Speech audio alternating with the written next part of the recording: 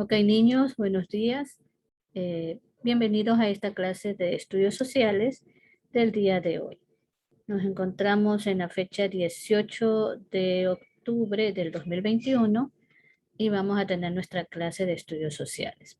Pero antes de ir a la clase de hoy, quisiera recordar un poco lo que vimos en la clase anterior de estudios sociales. ¿Y quién recuerda qué fue lo que se habló en la clase anterior? A ver, ¿de qué hablamos? Recuerden que siempre vamos a hacer una retroalimentación de lo visto anteriormente en la clase. Entonces, ¿de qué se habló?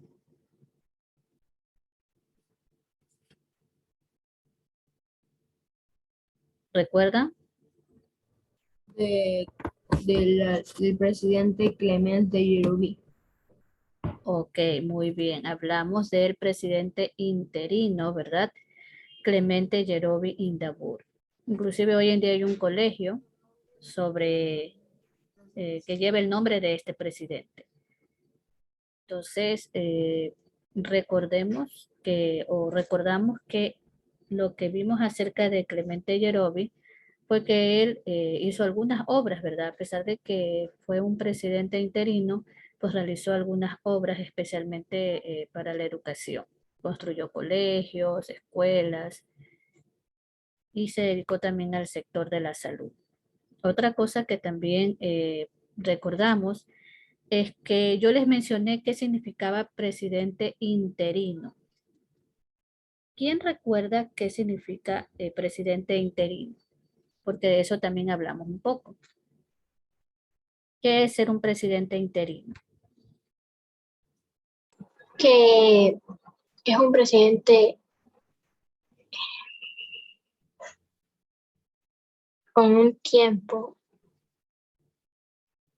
Un presidente que está en un tiempo determinado en el poder, pero ¿qué lo Determinado. caracteriza? ¿Pero qué lo caracteriza? ¿Por qué se llama interino?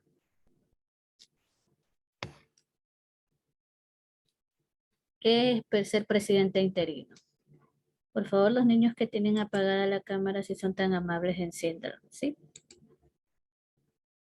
Ok, ¿quién recuerda? Santiago, ¿tú recuerdas qué es ser un presidente interino?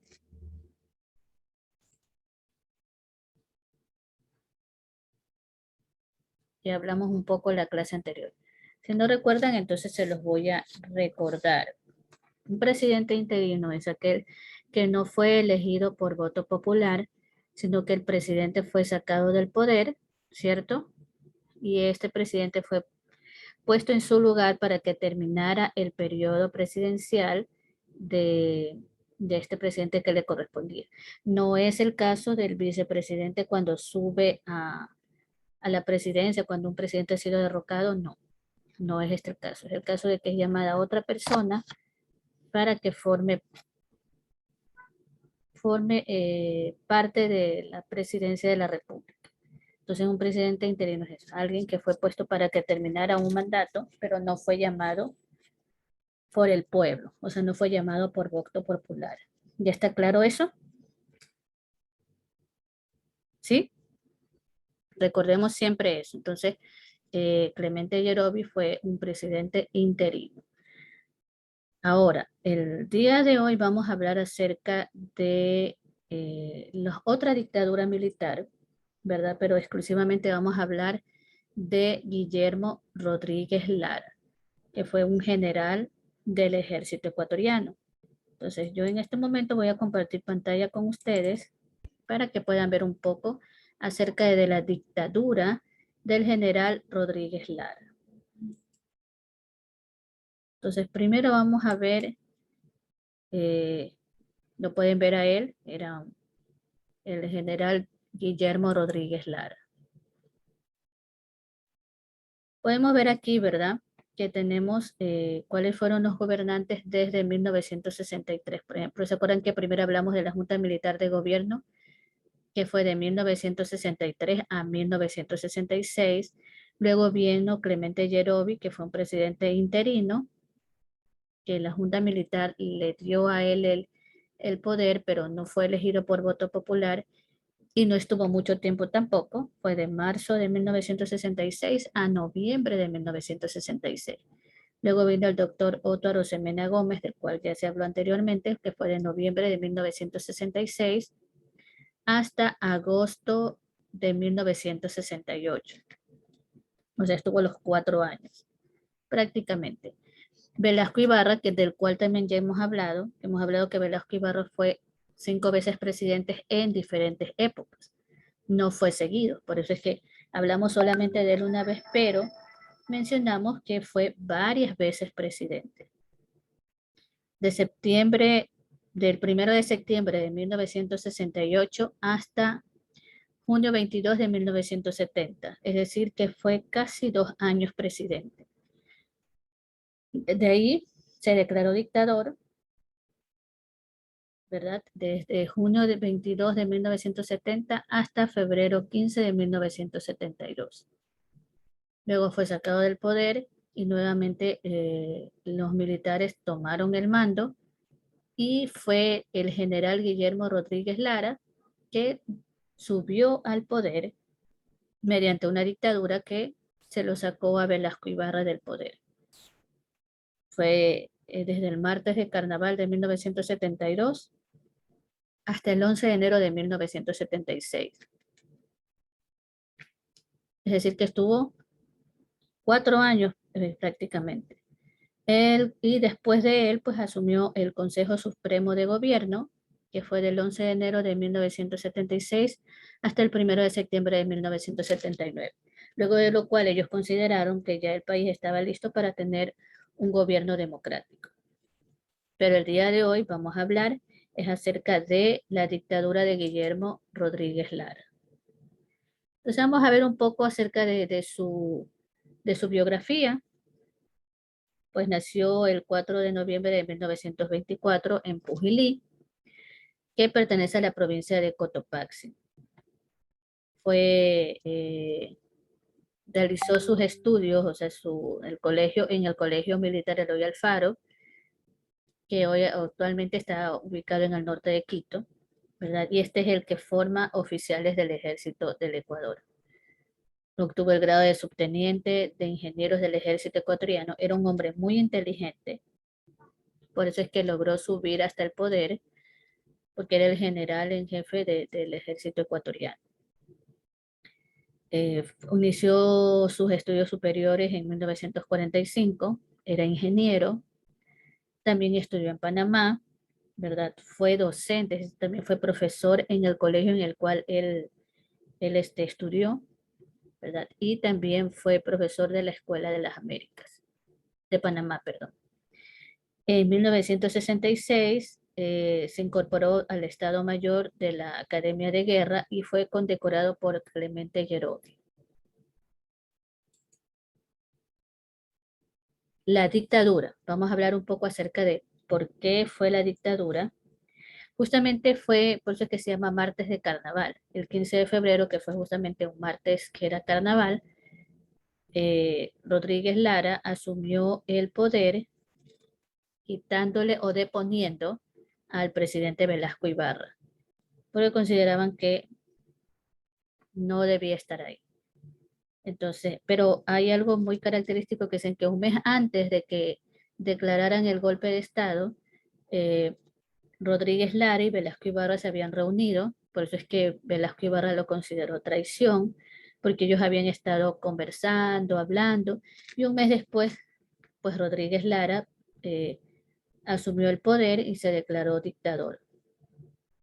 Entonces, el golpe de Estado hacia Velasco Ibarra fue para impedir las elecciones en las que anteriormente ya les había dicho. ¿Se acuerdan que hablamos de que había una persona que podía llevar a que el país decayera? Y este era Asad Bucarán, que había sido alcalde de Guayaquil, y pues las Fuerzas Armadas, que es en general todo, no pensaban o no creían que era apropiado para el país que esta persona pues llegara al poder. Y por eso decidieron dar un golpe de Estado, no lo dejaron terminar a Velasco Ibarra porque solo así podían pues adueñarse del gobierno, pero fue para beneficio del país. Ellos lo dicen así. Dicen que tras el carnavalazo, que es conocido este golpe de Estado, pues los militares empezaron a controlar el Estado y hubo represión de la vida política en el país. Es decir, fue muy dura las leyes que gobernaban en ese momento. Pero el general Rodríguez pues propuso un plan de gobierno, ¿verdad? Cuyo objetivo era llevar al país nuevamente a la democracia.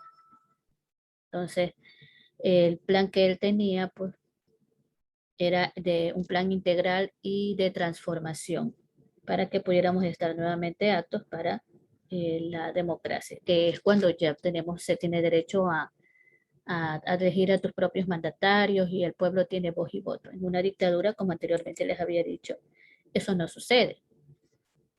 Algo que fue muy positivo durante esa época es que cuando estuvieron a cargo del gobierno, pues hubo eh, muchos ingresos debido al petróleo. O sea, el país estaba en el pleno boom petrolero y lograron pues mantener la estabilidad a través de esto.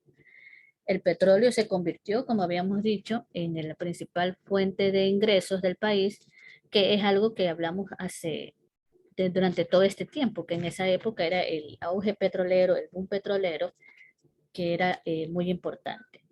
Tanto así que el país ingresó a la OPEP, que es la OPEP, la Organización de Países Explotadores y Exportadores de Petróleo. Así se llama esta OPEP. Esta organización pues es a nivel mundial y el país logró ingresar a esta organización. Algo que también lamentablemente sucedió es que debido al boom petrolero se dejó de lado otros sectores importantes del país, como la agricultura, la ganadería, exportación de flores, tantas cosas que podrían también haber ayudado al país a no entrar en una crisis luego de que el boom petrolero pues decayó.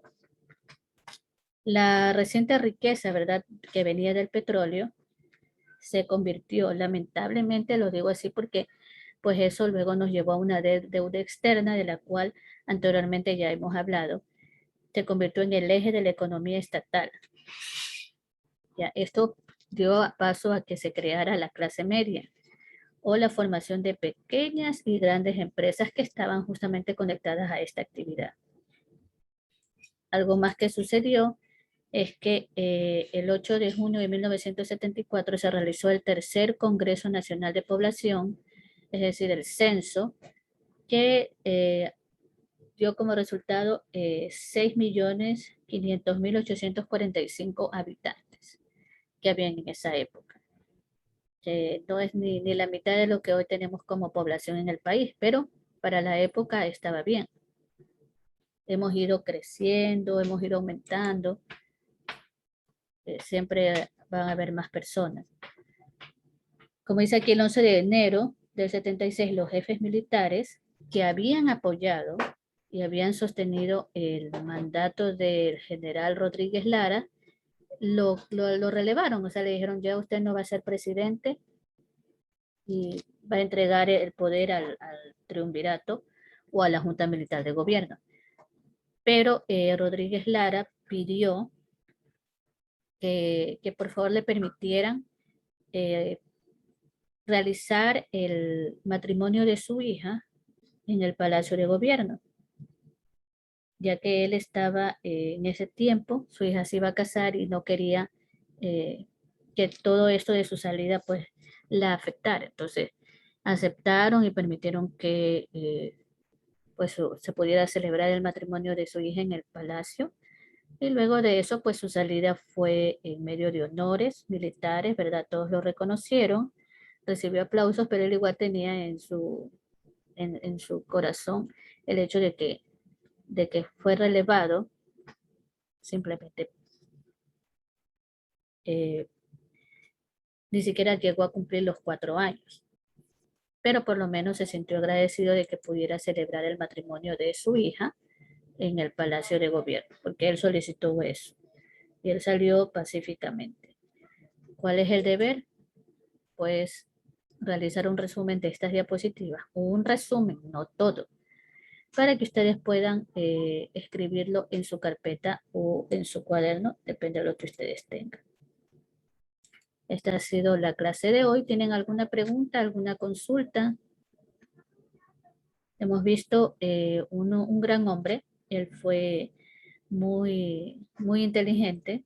Luego de que él salió de su mandato, pues se retiró a su hacienda, que era en Pujilí, y vivió una vida tranquila. ¿Ya? Entonces, eso ha sido la exposición de la clase de hoy. Eh, espero que tienen alguna consulta. ¿No? ¿Nada? Entonces, listo. Vamos a dar por terminada la clase de hoy. Espero que les haya agradado, ¿verdad? Que hayan aprendido y que podamos recordar. Recuerden que mañana pues vamos a hacer un repaso un poco de lo que vimos hoy para que puedan leerlo en sus carpetas y mañana participar de la retroalimentación. ¿Ok? Entonces esta ha sido la clase de hoy, chicos. Gracias por prestar atención.